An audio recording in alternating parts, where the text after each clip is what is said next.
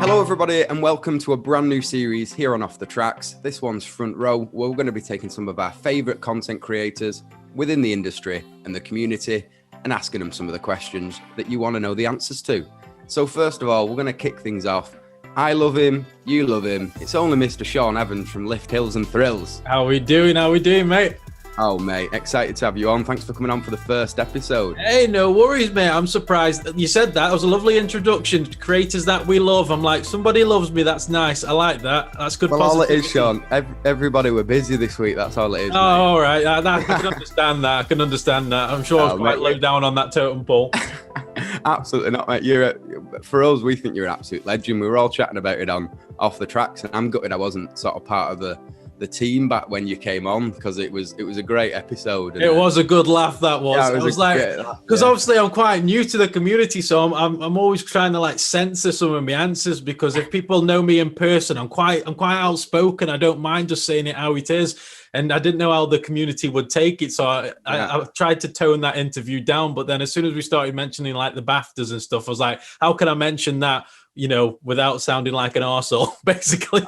That's it. And I think the beauty of OTT as well is it is that kind of, it's a little bit more of an adult show. Yeah, it is. You can just be yourself a little bit more. And I was in the same boat, I'm like, me and Xavier, we have Inversion Addicts. So it's such a new channel. We're such in its infancy. Yeah. That I was the same. I didn't want to sort of say something that I'm going to get cancelled for instantly. Yeah. And I've only been here 5 minutes. I tell everybody before I started the channel, I don't know too much about roller coasters. You tell me what a 0G roll was a few months ago. I haven't got a clue. I'll just think it's some sort of bat from Greg's or something. You know what I mean? But it's one of them where I just try not to come across as though I know everything. Like with the speculation stuff, it's so hard because I'm just talking as a fan rather than a critic or a professional. It's the same with my movie page. I always say it's no critics, it's just fans, and that's the approach I always take. So that's the kind of route I've gone down with all content that I produce. I think it works well though, because sometimes I think you can go too technical and too geeky, that kind of thing. And I was guilty of it early days. I'd have spent a minute or two in my video talking about the track length and the drop and things like that. You put them in, but put them in at the right spot, and I think, like you say, you've got to be yourself. I'm not a massive coaster nerd, but I do know a little bit about the different manufacturers, that kind of thing. So I try and use what I know, but I found working on the job and doing videos and doing the research, like after a couple, like subliminally you become that, like knowledgeable about the UK stuff. I tried to keep it as simple as possible, because I know if I went into details, I'd get something wrong. And that's when you get your niche audience who know a hell of a lot more than you do, and they'll just call you out straight away. Absolutely. It's like on the video with Tato Park. I got called out by, it was only a young Irish lad, who said that I pronounced the wooden roller coaster wrong, because I called it like Cuchulainn or something like that, because I went on like a Celtic translator, and this guy told me that's how you pronounce it. And then he sent me a link to like this Irish TV interview, and it was like I can't even pronounce it now. It was it was like Cuchulainn or something like that, and he picked me up on that. I was like, right, I'm not pronouncing anything ever again. I'm not doing specifics. I'm just going to keep it nice and basic.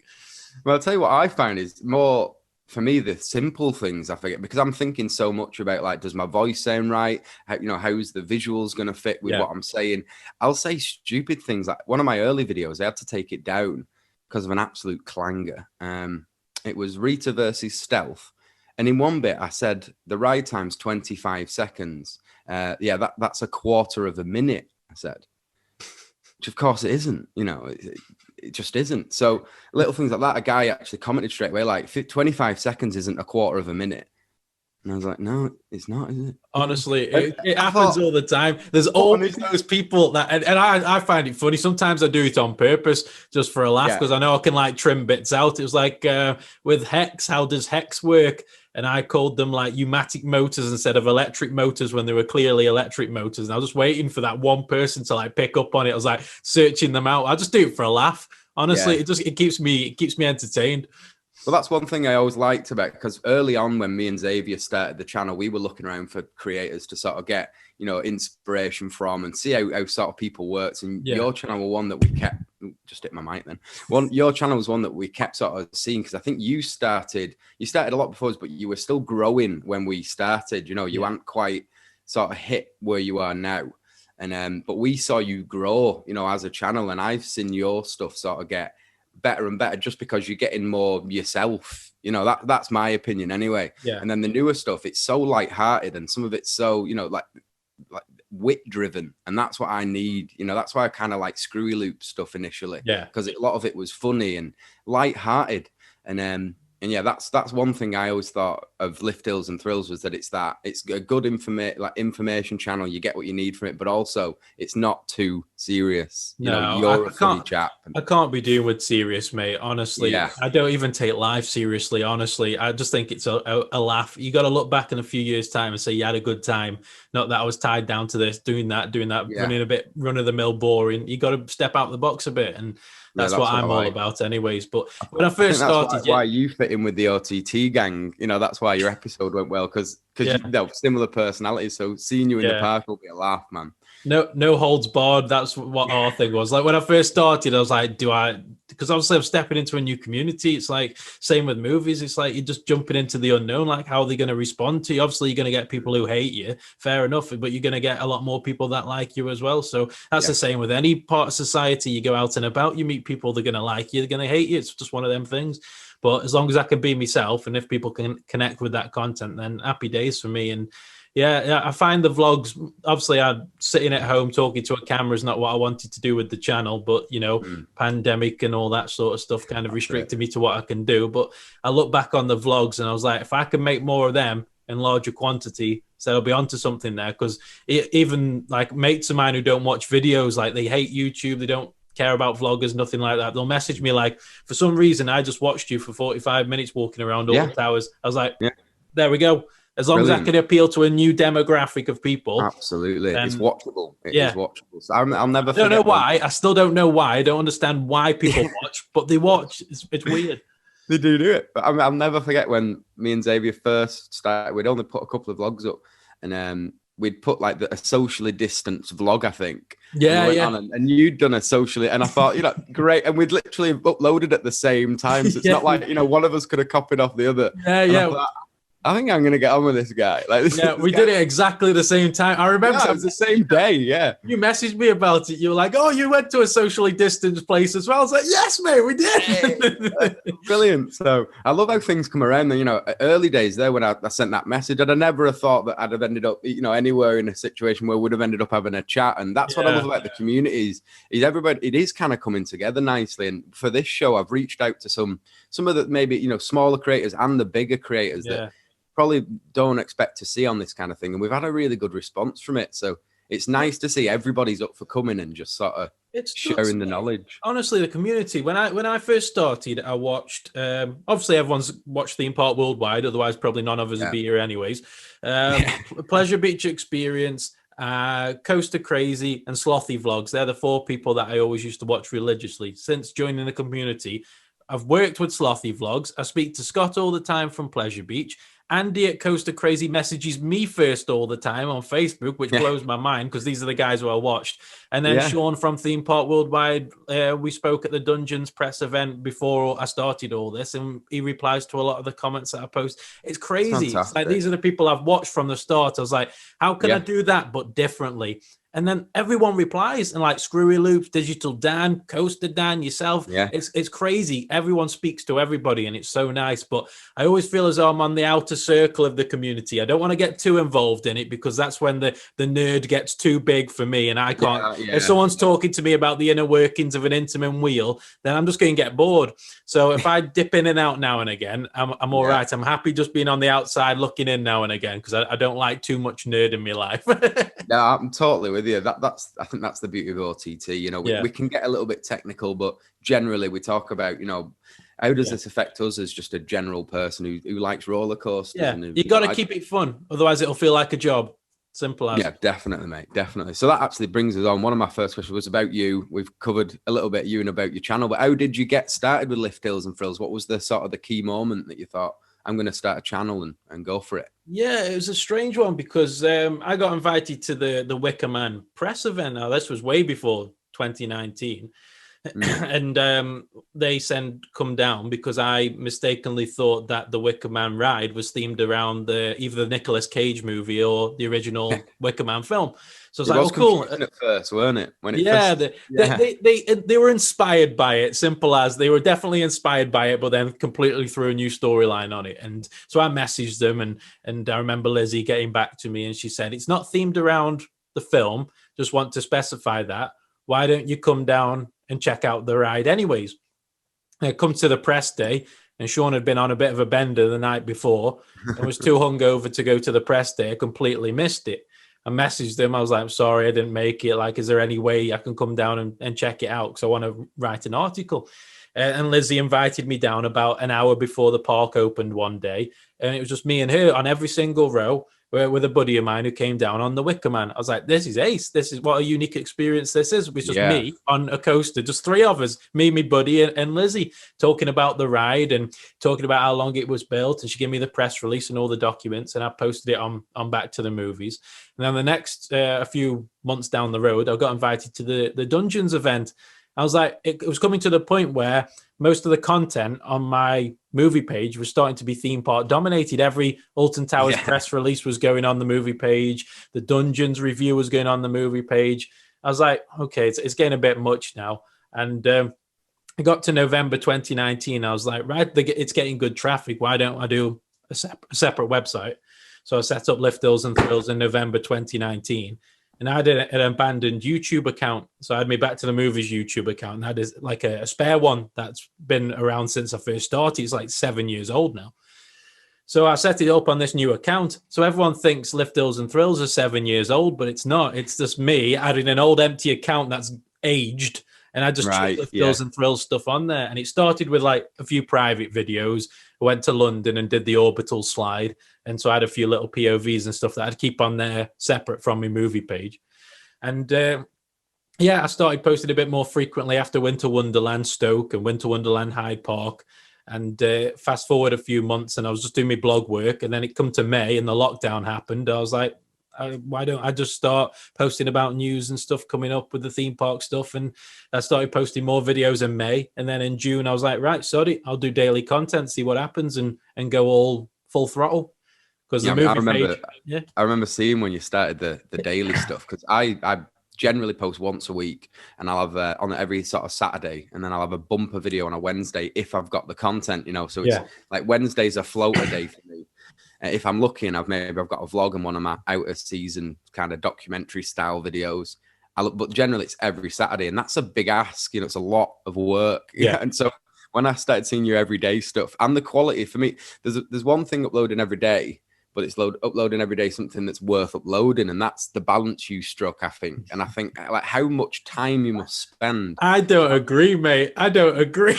No, I think it's good. Like, obviously, you've got some videos that you feel you've just thrown on, but there's still a video that I can understand and appreciate. Somebody's gone and made this video, and it's took time and effort and planning. And, to you, it might be an easy thing to throw out, but when you see it from this side, you think, still, you might be sat at a camera, but damn, he's planned and done a video every day. And, it's impressive. How was that toll on you? Did it not knacker you out? I wouldn't say it's not too bad because, like, I completely neglected my movie page since Lift Hills has started. My YouTube page now, the algorithm's like, we hate you, basically. My mate did an interview with Tom Holland for his latest film, and the last interview that we posted got like 1 million views on Back to the Movies. We posted this one, and it's even hit 1,000. So I was like, right, algorithm hates me now, so I'm leaving Back to the Movies over here. And sort out Lift Hills and Thrills. But I wouldn't say a daily toll. It's good fun. I like finding out the news and stuff. It's just like, do I think that people find me interesting listening to me talking about the news? That's my point. I was like, I don't find it. If I watch the content back, I'm like, not sure if I would enjoy this. Maybe I would. Because obviously I'm very self-critical. Yeah, of course. And everybody is like that. But you got to remember, you get the views, and you do get people interacting. So that's enough for me. And that's what started. I mean, I don't particularly enjoy it. Like I said, I love the vlogs. Especially at Zip World, dressing up in a Superman morph suit. I love that. I don't care if that gets 10 views now for the rest of my life. That's always the one I'll go back to for a good laugh. Well, that was going to get a mention in a little bit. So we'll keep that there. I love it. Yeah. But in terms of the daily content, it's one of them ones where if it's evergreen, this is a video that will withstand the test of time. Like, how does Hex work? For as long as Hex stands up at Alton Towers, that video is going to get views. Whereas the video that I posted a few days ago about Tato Park, as soon as those rides are built, there we go. It's old news now. It's done. It's not planning permission. Yeah. So I have to always weigh the balance between evergreen content and, organic, what's going to be relevant right then and there. Yeah. So that's the tough decision. But I wouldn't say it takes a toll, mate. But I'd like some nice variety, more evergreen content that can stand the test of time. Because you can always tell all the evergreen content on the channel so far is crawling towards 1,000. I always want 10% minimum within 24 hours. So whatever subscribers I've got, I want the 10% minimum after 24 hours. And all the evergreen content is in 4 figures. All the sporadic news is on much less. So I'm just trialing and error, and I've got the opportunity to do that with daily content. I can see what works. I can see what people are searching for. I can see what gets the most watch time, or what kind of style of video I've done to get people, hanging on to my every word. You poor bastards. but it's just one of them. It's just trial and error, mate. It's just trial and error. Awesome. So moving on from that then nicely, what would you say? I know that we mentioned the Zip World one, which I thought was incredible. I mean, to be honest, before the video, I thought just the promo you put out for it was incredible. Just you in the Superman suit and stuff. I thought, like, I don't care what the video is. I want to watch it, because this is funny stuff. But what's your favorite project or video you've made or been involved with thus far? That's mine, by the way, of yours. What was your favorite? It's sad that it's been going for 8.5 months and I've been out the house less than 10 times for content. That's it's crazy. Sad, isn't it? I'd say the coolest opportunity so far in terms of like what the channel has been able to give me in terms of like a freebie or an experience. I'd say Waterworld in Stoke opened just for 3 hours, I believe it was, just for vloggers. And obviously with the local area not having too many of them, there was a grand total of about 7 of us in one of the UK's biggest water parks. And it was a great laugh. I'm a terrible swimmer. I'm a great drowner, but they've got some great rides there. Honestly, it was mint. It's walking around this place completely empty, camera in hand, GoPro on. Mate, it was great fun. It was great fun. So I'd say that was one of my favorite experiences. But same as you, mate, my favorite vlog to shoot was the Superman one. It was hilarious because we'd been a few weeks before and it'd been cancelled because of it. As soon as we were coming down the first little test zip line that they've got, there's bloody thunder and lightning behind us, and I was bricking it. I was coming down the zip line, and you could hear the thunder like clapping behind you. It was like, that's mental. And the bus was going to take us up to this top of the slate quarry, like 1,000 feet up in the air, and it was like storms coming in. I was like, "Hey, this ain't gonna happen, happening, boys. No, it's not happening." So we got cancelled, and we managed to go to another Zip World site up the road that still had a few things open. So we had a few drinks and went up there to do like the forest coaster and stuff like that. And a few weeks later, we went down, and I was like, I've seen so many Zip World videos, and nobody had like made it stand out or made it unique, or it was just people like recording their experience. That's a mint experience, don't get me wrong, but just wanted to spice it up a bit. And I'm an idiot, mate. I'll do whatever. And Jim was like, "Do you want me to go get a Wonder Woman costume with like a wig and like I'll go like fly down with you?" I was like, "I'm not sure about that, mate. I'm not sure about it. It's just an excuse for you to buy a Wonder Woman costume, really." Yeah, but they won't let him on with the wig, and he got quite long hair anyways. But I was like, "Nah, it's all right, mate. I'll just do Superman." So I brought this Superman morph suit that I was given years ago for Back to the Movies, and then up to the top of a slate quarry and down we go. I was doing some stretches at the top because it was peeing it down with rain and it was windy, so the line was like this. I was bricking it at the top because I thought, A, we're either going to get cancelled, or B, if I do go down it, we're going to stop or sway a lot. So I was really nervous. So that was a lot of cheeky editing because I looked more confident than I actually was. I maybe should have just kept the camera rolling there. Well, I'll definitely link that video in the description of this. It's a good one. I do like it. I do that for sure. So that is fantastic. What would you say then is your biggest inspiration as a person or a channel in or out of the community? You know, if you could say pinpoint one person or channel that maybe got you started or just inspires you to keep going, who would you say that was? Ooh, there wasn't one in particular. Like I mentioned before, Pleasure Beach Experience, Slothy Vlogs, Theme Park Worldwide, Coaster Crazy. They were the four that I was watching to be like, okay, there are people that do theme park content, because I did my research beforehand. I was like, these are the guys who I'd watch all the time to get hints and pointers of how their personality come across. Because obviously I know I'm not an expert cinematography. I don't use the best equipment. So for me, it was all about personality. And those guys have got it in buckets. So that was my inspiration to kind of deliver in terms of like how to get my personality across. But not really any one major channel that would stand out, be like, yo, because that would insinuate that I was like copying off them. Yeah. And I didn't want that. I wanted the vlogs and the videos to show for me as a person, just a bloke from Stoke, mate, just doing random stuff. That's it. That was my angle. Bloke from Stoke, just doing stuff. That's it. Bloke from Stoke. Hashtag bloke from Stoke. Yeah, there is a hashtag. No one uses it, but there is one.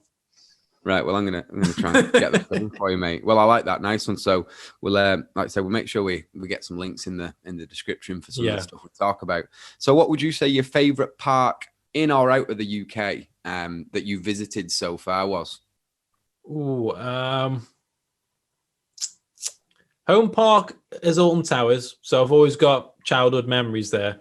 But in terms of a grand scale of things, this bear in mind at the time, this thing had no major coasters other than the Mummy, but Universal Studios Hollywood was the one park.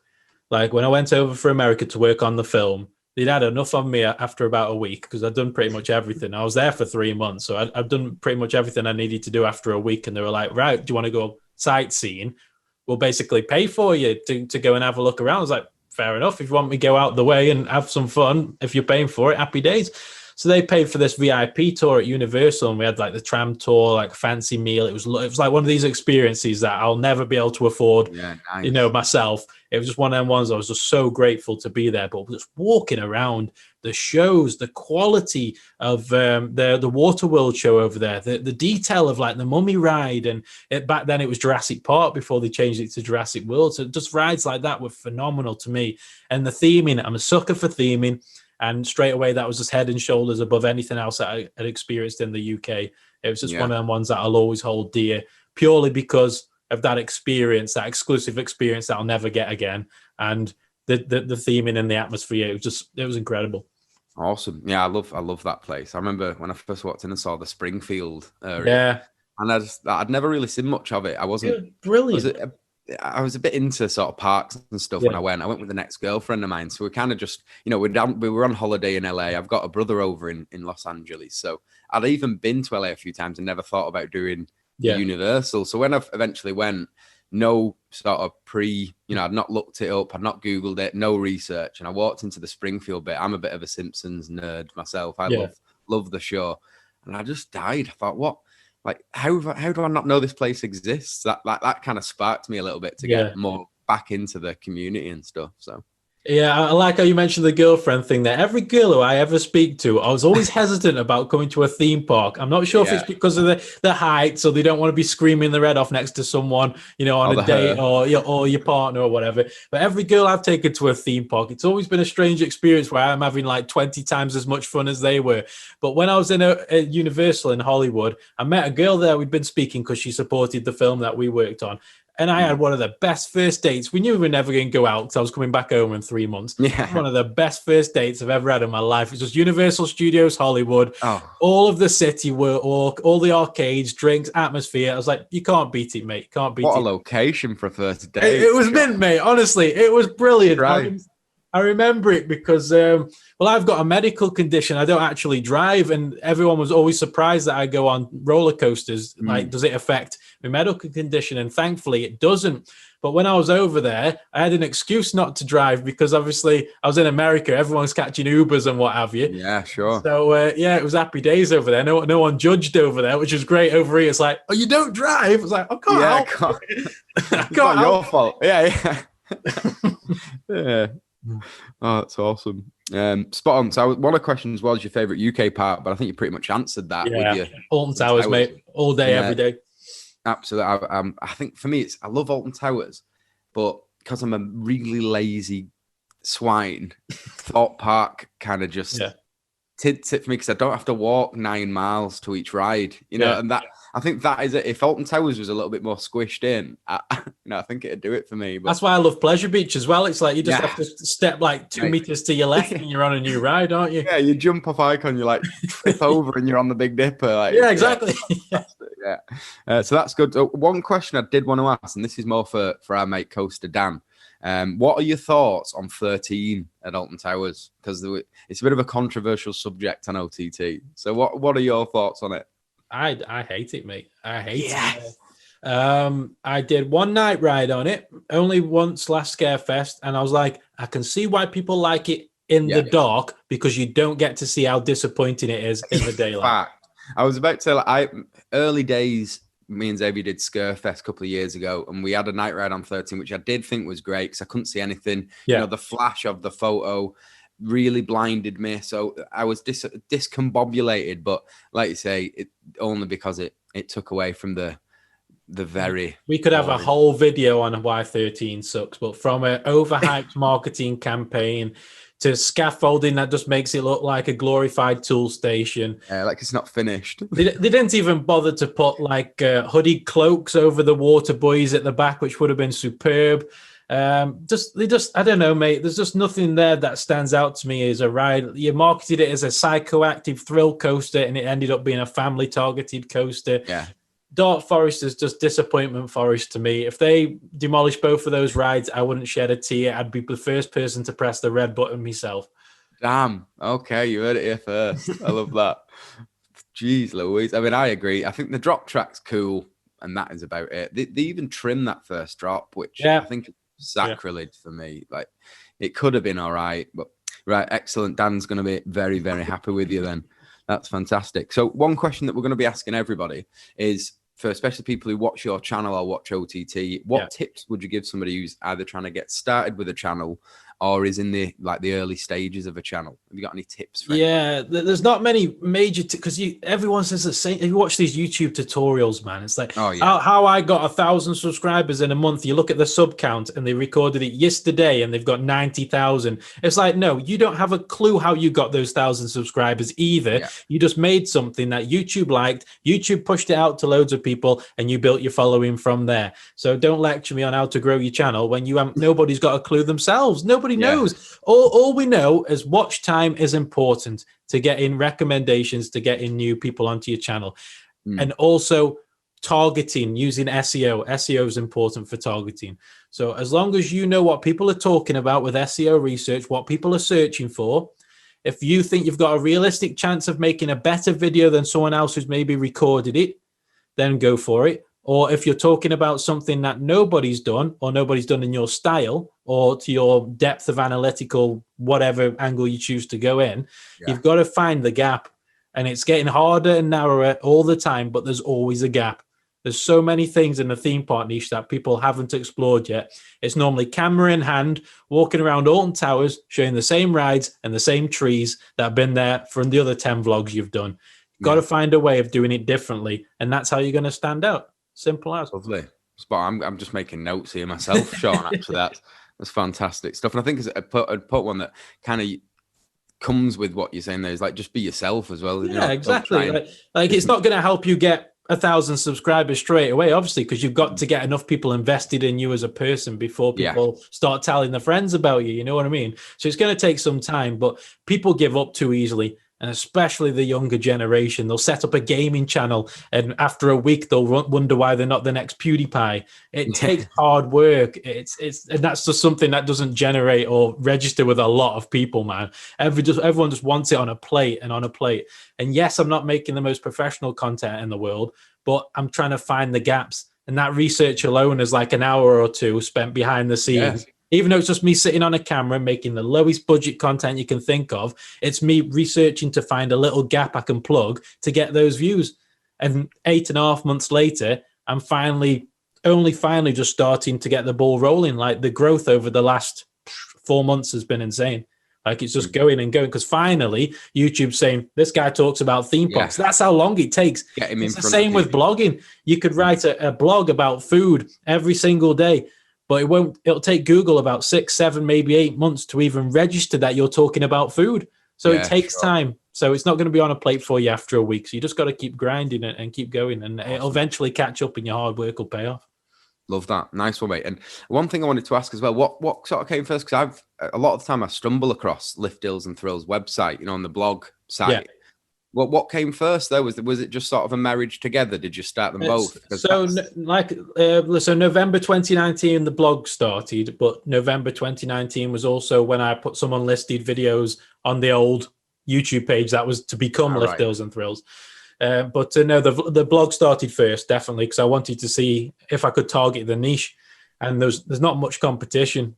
And because of all the years I've done blogging, I've picked up tips of how to get that blog more popular more quickly. Well, that's it. One thing I noticed with it is it seemed like such a big entity, and I'm into social media marketing and that kind of thing in my personal life. So when I saw lifthillsandthrills.co.uk, I thought, well, this is legit, and I think that's one of the hardest bits initially was trying to get that legitimacy and, have extra bits of things like your website for people to buy into, because that helps, that adds so much to your brand, doesn't it? So yeah, it's all about targeting, as I found out the other day. Like, you've got Alton Towers, you've got Thorpe Park, you got all those websites, but when you dissect their websites, they're talking about, they've maybe got a separate blog, they're talking about separate rides, separate food stalls, separate merchandise. It's all split off into different niches. So if I target just one thing, like for example Gangster Granny, when I did the SEO article for that, and I searched Gangster Granny the ride, it's probably different now, but for the first week, I was higher than Alton Towers for their own ride. Mate, I was like, yes! Happy days. Yeah, that is brilliant. I mean, that's the thing. I think if you seem to know what you're doing, I even look at some of the big theme parks, like Blackpool Pleasure Beach. Their social media model at the minute is awful. It is dreadful. A lot of it's just cross-platform TikToks from what I can see. Yeah. I feel like there's just, I get that it's a tough time, but like if you look at some of the marketing that Merlin put out compared to Blackpool Pleasure Beach, I feel like Blackpool do need to step up the game. And then I look at Lift Hills and Thrills, and that's better than Blackpool Pleasure Beach. Do you know? And I think it's a strange one, mate. It's a strange, because I forfeited Facebook, I forfeited Twitter. My Twitter's just my personal account. Like, it's got a link on there, and I talk about it now and again, but I don't really plug much because you have to pay for an audience to see your content, unless you're getting loads of shares and stuff. Like Facebook and Twitter, just ones that I was like, well, I've had enough of this crap with Back to the Movie, so I'm not going to bother putting all the work in when I've got to pay to show the people who followed me page anyways their own content. Boosted posts. So just Instagram, SEO, YouTube is a search engine. Google is a search engine. If you can target them, your social media will just grow by itself. It's why Instagram is the main one for me, because people like short content. It's why YouTube Shorts is doing well. It's why TikTok did so well. People like short content, visuals done. So Instagram for me is the one that I'm just going to be staying on. And I think it's like 90-something% of my subscribers have come from Instagram. So it's doing something. Fantastic. And what would you say? What would you recommend if somebody is uploading a video? Would you go into the tags and would you go through all that kind of stuff? No. Tags, as of a couple of days ago, have now been made completely obsolete. It's the tags. If you put anything, it's why YouTube Shorts now, you can upload a YouTube short with 0 tags and it'll still get picked up on the short shelf and get your views. And tags are completely irrelevant now. It's such a recent change as well. Like, I remember I was speaking to Parkspill a few weeks ago and we were talking about how important tags were, and then YouTube go and say not anymore, and they're completely, so it's constantly changing. But as long as your description has got your keyword in the header and you've got a lot of rich keywords throughout your description, that's what they're targeting, your title and your description. As long as those are married quite nicely, then happy days. And I'd use a software called TubeBuddy, because even the free version of that gives you a good indicator of how well you'll rank for whatever keyword you're targeting. So you type in, I don't know, for example, Alton Towers places to eat, and it'll come up with how popular that search query is, how competitive it is, how many people have uploaded videos in that niche. And then if it's too popular, it'll give you suggestions of what else you can use instead. And it's just trial and error to see what you can target. And then you've got an idea of what video to make, and then away you go.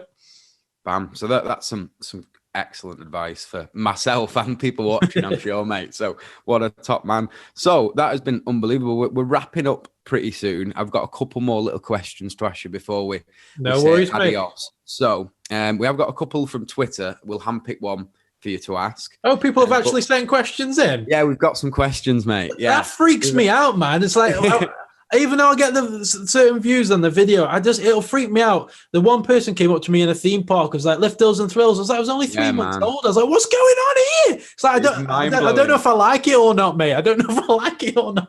We have a question from Theme Park Matt, and it's, what's your favorite type of coaster?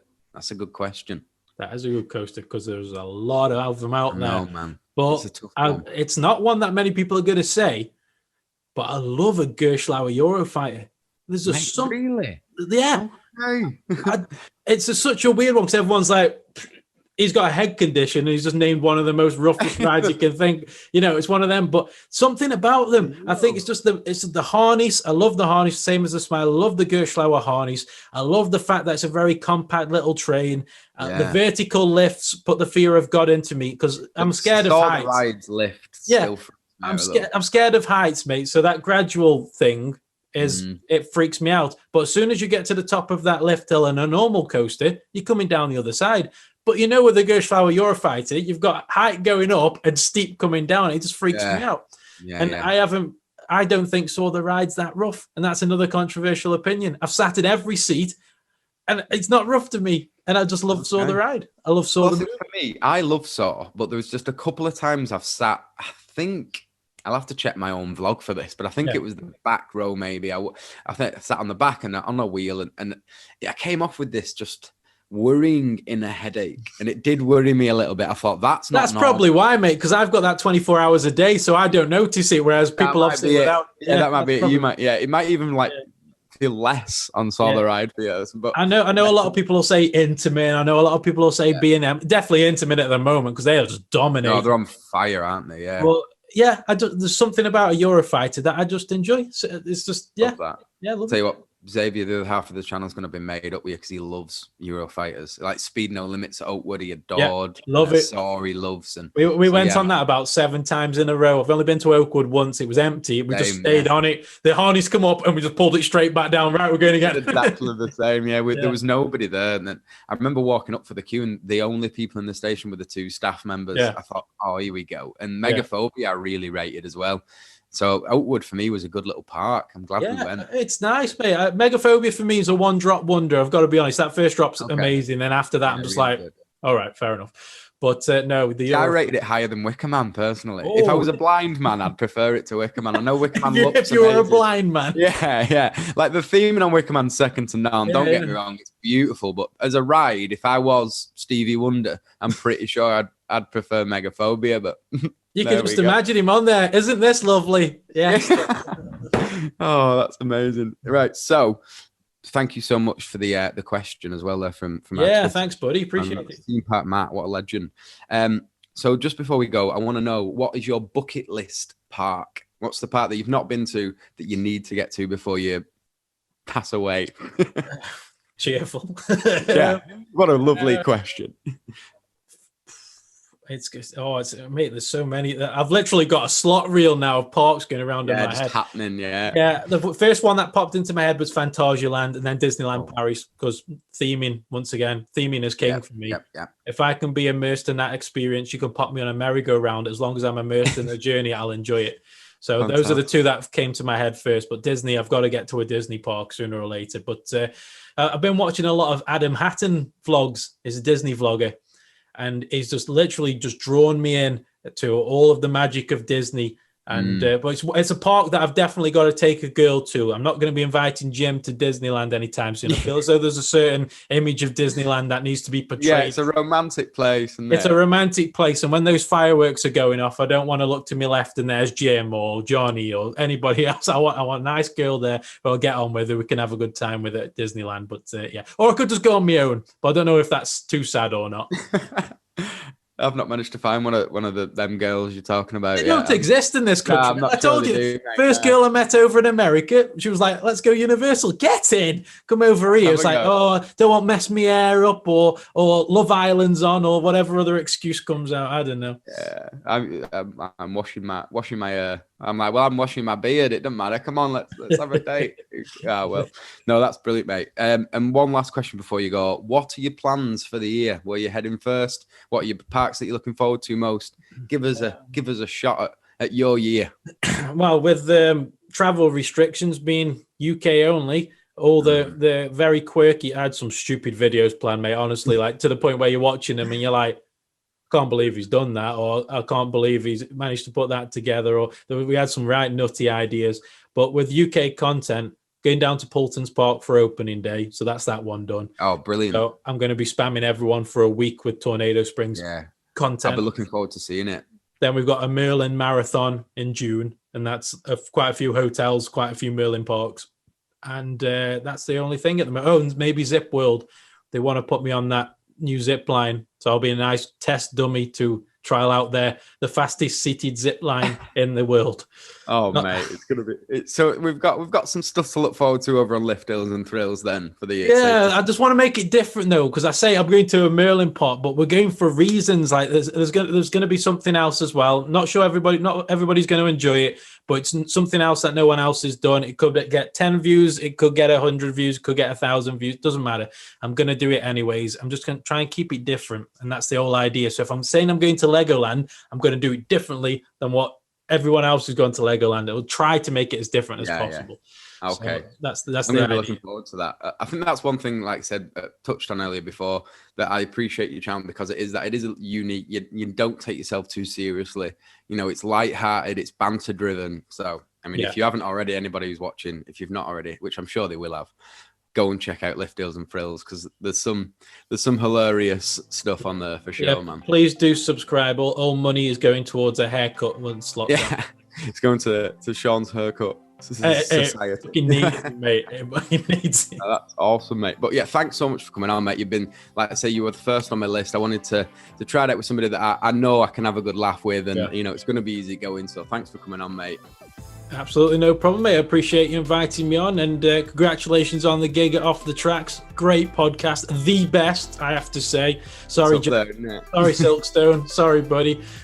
Sorry, boys. No, this is where it's at. This is where it's at. Like, I've said it to Dan so many times. Like, I appreciate him so much for letting me sort of stick around and just sort of, you know, shoot the shit with them guys. So it's been awesome. But yeah, man, thanks for coming on. We'll hopefully see you on Off the Track soon as well.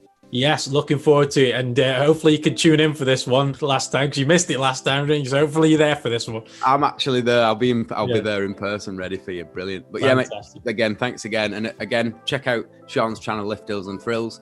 Thanks to everyone for tuning in. It's been an absolute wonderful first show here on Front Row and Off the Tracks. I'm Lee. I'm from Inversion Addicts. If you haven't already checked it out, go and have a little look, and of course, subscribe to Off the Tracks channel. We'll see you every Saturday for our Off the Tracks podcast. So take care, everyone. Thanks for tuning in. Take care.